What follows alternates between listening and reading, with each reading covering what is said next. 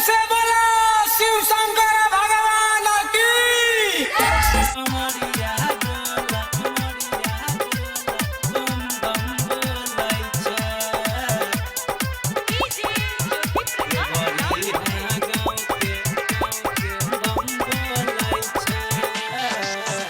गजब के नजारा लागै छै, बोला बम के नारा लागै छै।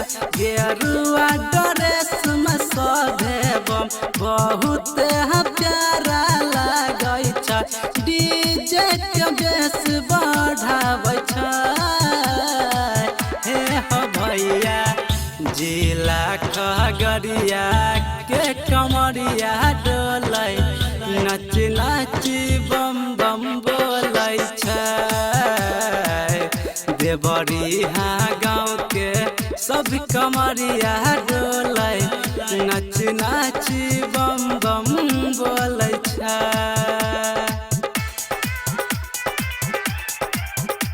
संगीत संगम रिकॉर्डिंग स्टूडियो देवरी मरैया।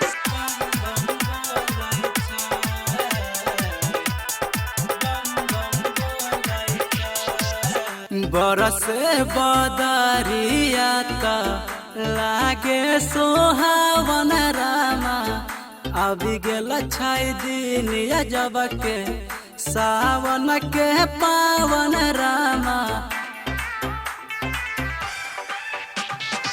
सभे मगन है कमसती में भोला के भक्त चले छै। देवघर नगरिया के रहिया में सब बोला बम बोले छै। कांधावा पकावर डोले छै। हे हो भैया जिला खगड़िया के कमरिया डोलै, नच नच बम बम बोलै छै। देवरिया गाँव के सब कमरिया डोलै, नच नच बम बम बोलै छै।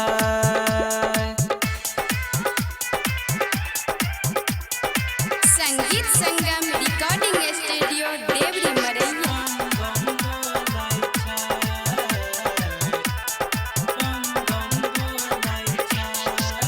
भैया और भौजी संग में चाचा और चाची डोलै, दू दू गो लोटा संग में कांवर के घंटी डोलै।